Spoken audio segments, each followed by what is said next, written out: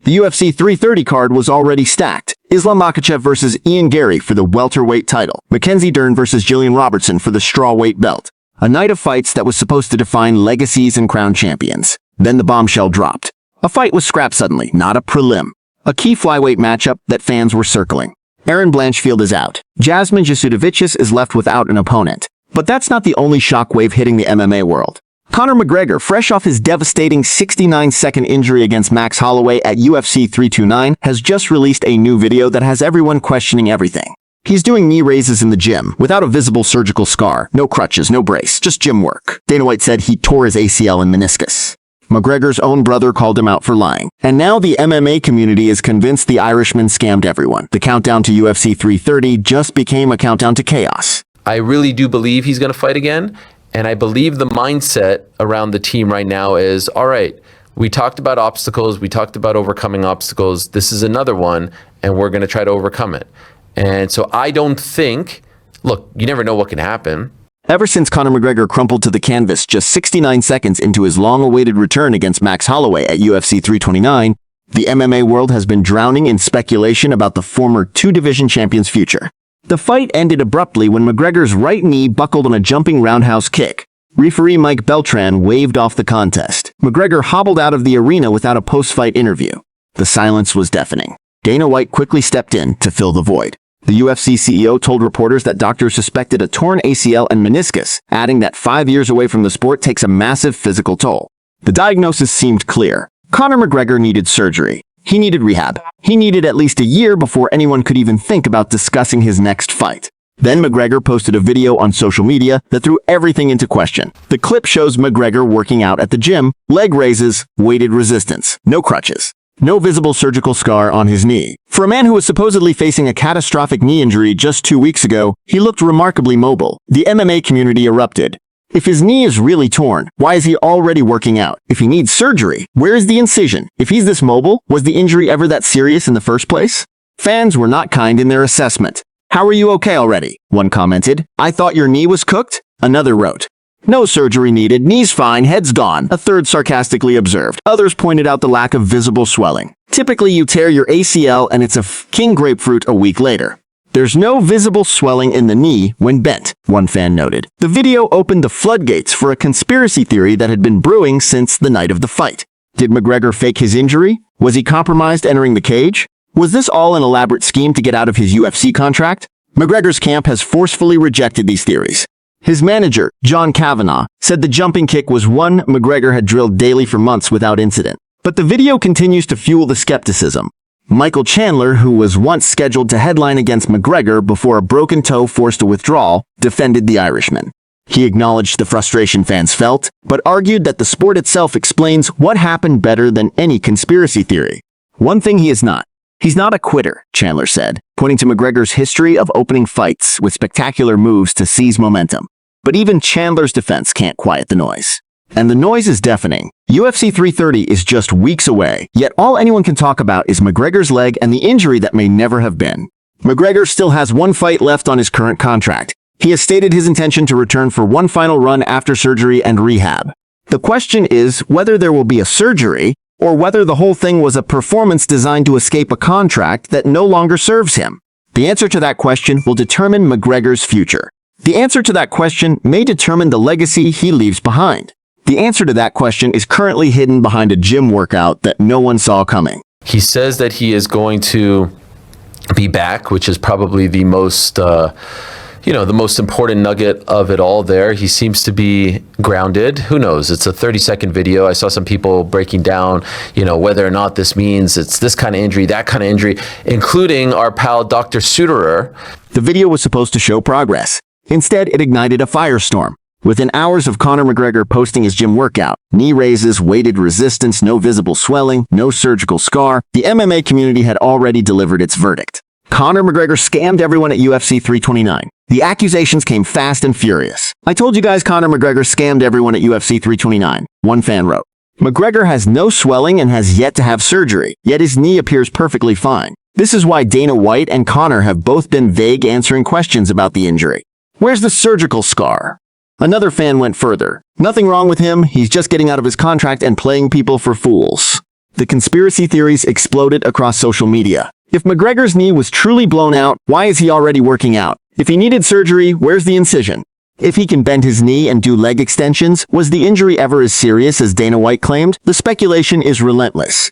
Dustin Poirier, who holds 2 wins over McGregor, including the 2021 fight where McGregor broke his leg, had the most damning assessment. He warned fans about crying wolf too many times.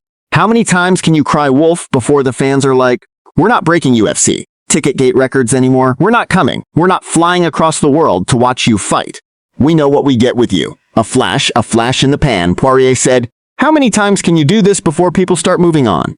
Poirier pointed to the UFC 303 incident in 2024, when McGregor pulled out with a broken toe just 2 weeks before the fight, after tickets had already been sold to a $16 million gate. Now, UFC 329 generated a record $26.4 million a gate. The fans paid for a fight. They got 69 seconds, and the footage of McGregor working out makes it even worse.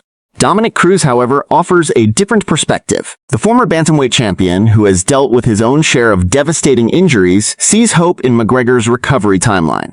An ACL meniscus tear is what I heard it is, and I knew in my gut it was an ACL, Cruz said. The good news is because it's an ACL and meniscus. Meniscus, that doesn't stop you.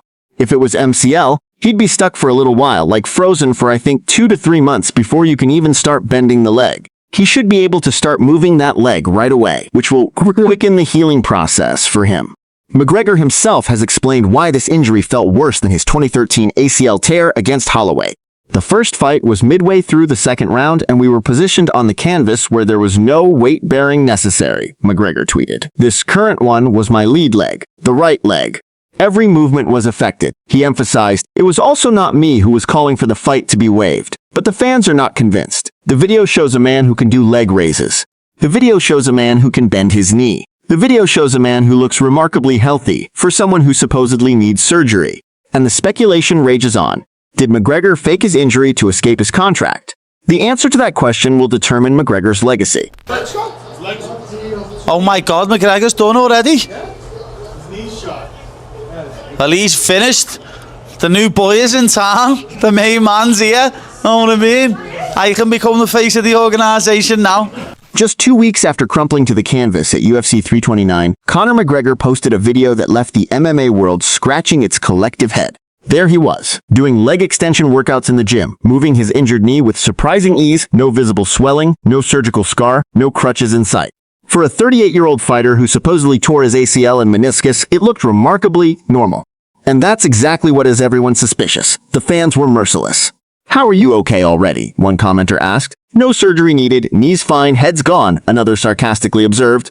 The most damning observation came from someone who clearly knew their anatomy. Typically, you tear your ACL and it's a f***ing grapefruit a week later. There's no visible swelling in the knee when bent. That single comment captured the essence of the conspiracy. If McGregor's knee was truly destroyed, where was the evidence? Where was the swelling?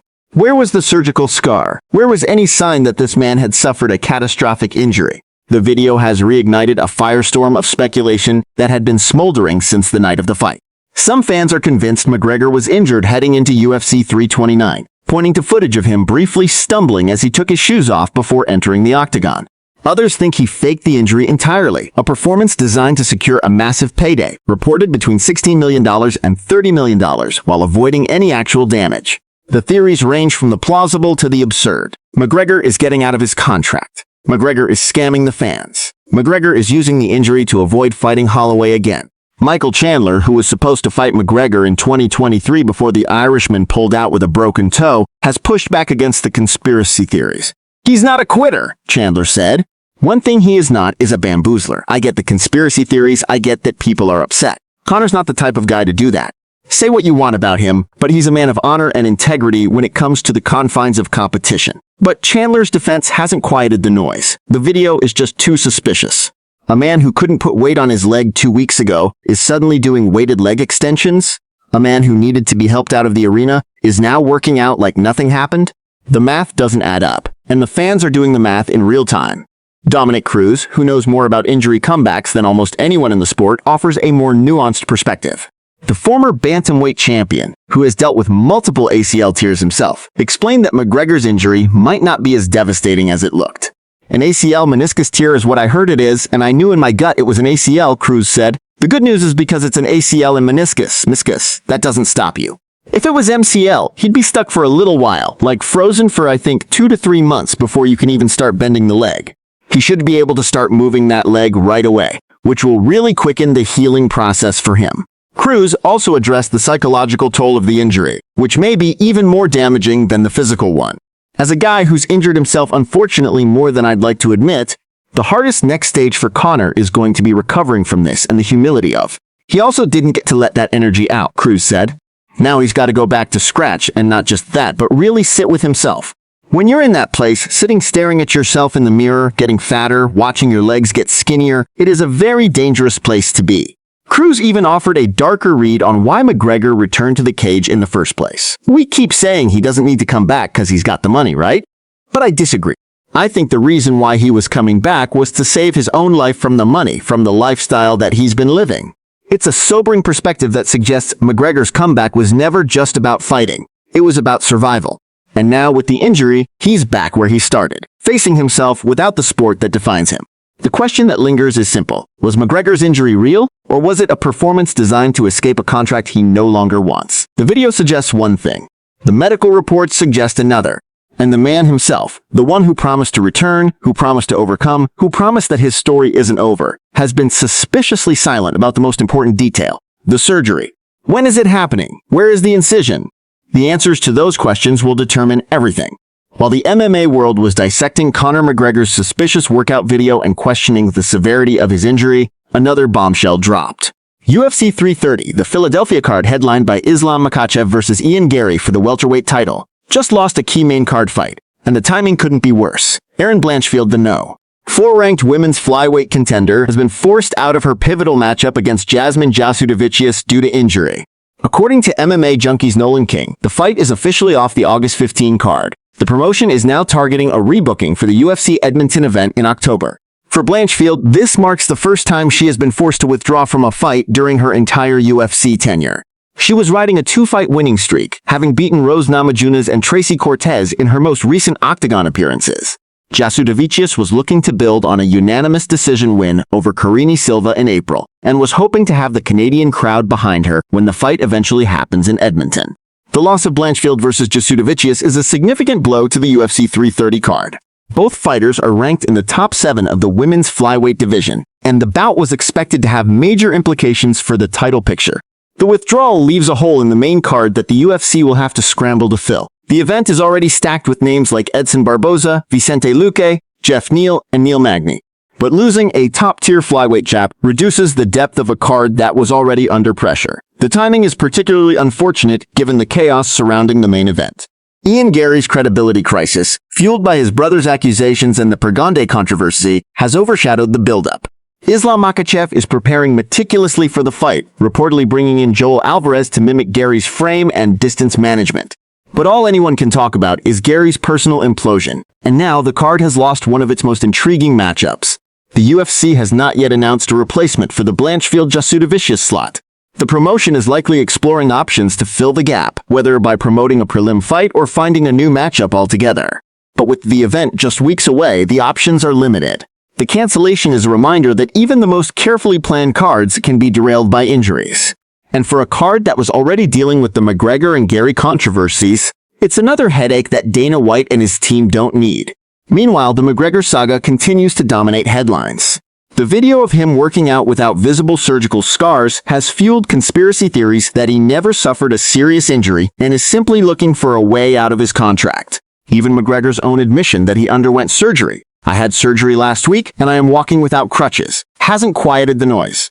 The contradictory images are simply too jarring for fans to ignore. The good news for McGregor is that Dominick Cruz, who has dealt with multiple ACL tears himself, offers a more nuanced perspective. The good news is because it's an ACL and meniscus, that doesn't stop you, Cruz explained. If it was MCL, he'd be stuck for a little while, like frozen for I think 2 to 3 months before you can even start bending the leg. He should be able to start moving that leg right away, which will really quicken the healing process for him. Cruz also addressed the psychological toll of the injury, which may be even more damaging than the physical one. When you're in that place sitting staring at yourself in the mirror, getting fatter, watching your legs get skinnier, it is a very dangerous place to be. Cruz even offered a darker read on why McGregor returned to the cage in the first place.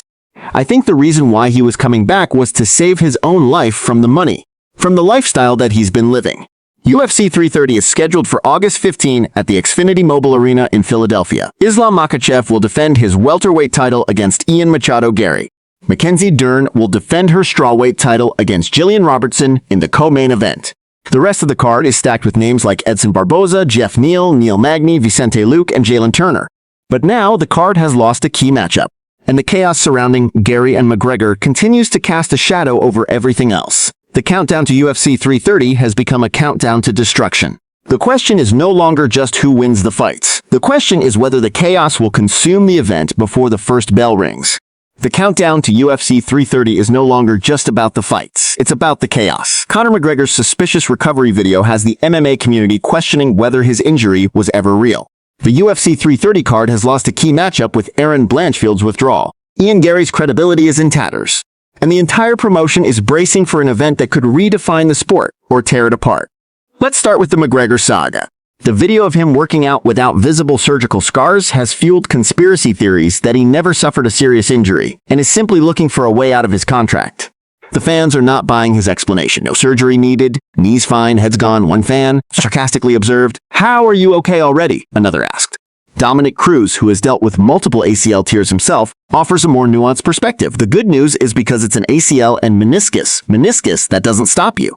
If it was MCL, he'd be stuck for a little while, like frozen for I think 2 to 3 months before you can even start bending the leg. He should be able to start moving that leg right away, which will really quicken the healing process for him. But even Cruz's explanation doesn't quiet the noise. The fans have seen McGregor pull out of fights before. They've seen the broken toe. They've seen the broken leg. And now, they're seeing a man who looks remarkably healthy for someone who supposedly needs surgery. The UFC 330 card is already under pressure. The Blanchfield-Jasudavicius fight was a key matchup that would have shaped the women's flyweight division. Its cancellation leaves a hole in the main card that the UFC will have to scramble to fill. The event is already stacked with names like Edson Barboza, Vicente Luque, Jeff Neal, and Neil Magny. But the loss of Blanchfield-Jasudavicius reduces the depth of a card that was already under pressure, and the chaos surrounding the main event continues to overshadow everything else. Islam Makhachev is preparing meticulously for the fight, reportedly bringing in Joel Alvarez to mimic Garry's frame and distance management. The champion is leaving nothing to chance. He knows that Garry's fight IQ is dangerous. He knows that Garry's length and reach are problems. He knows that Garry's confidence, even if it's shaken, makes him unpredictable. But Makhachev is also aware of Garry's distractions. Garry's brother Sean has publicly called him out, exposing a fabricated victim narrative and accusing him of missing his grandfather's funeral without even a text. Garry's credibility is in tatters. The Pergande controversy exposed his history of selective editing. The Rachmanov accusation exposed his willingness to mislead the public. The Team Renegade ban exposed his inability to maintain relationships in the gym. Now, his own brother has exposed the lie at the heart of his public persona. The victim narrative was a fabrication. The lack of support was a fiction. The family he pushed away was the one that had supported him all along. Garry has not responded to his brother's comments. His silence is telling. He has not denied the accusations. He has not issued a statement. He has not even acknowledged that he has a brother named Sean. The silence is deafening. And the MMA community is drawing its own conclusions. Sean Garry ended his comment with a chilling promise. "I have been silent on your situation because I still feel bad for you. But if you consider spewing this bulls again, I will reveal the whole truth clearly and entirely." That is a promise. That promise now hangs over Garry's head like a guillotine blade. His brother is holding back more information. Information that could end his career before he even steps into the octagon against Makhachev. The question is whether Garry will ever give him a reason to release it. The answer to that question may determine his future, not just in the UFC, but in the sport, in the eyes of the fans, in the legacy he is trying to build. The fight is no longer just about the welterweight title. It is about redemption. It is about reputation. It is about a man who must prove that he is not the person his brother describes. The cage door will close on August 15, and when it opens again, we will know the answer. The countdown to UFC 330 has become a countdown to destruction. Conor McGregor's suspicious recovery video has the MMA community questioning everything. The UFC 330 card has lost a key matchup. Ian Garry's credibility is in tatters, and Islam Makhachev, the pound-for-pound king, is waiting to punish anyone who steps into his cage. The chaos is real. The scandal is real.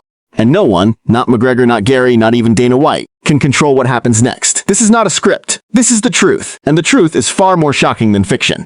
The cage door is closing, and once it does, there is no going back.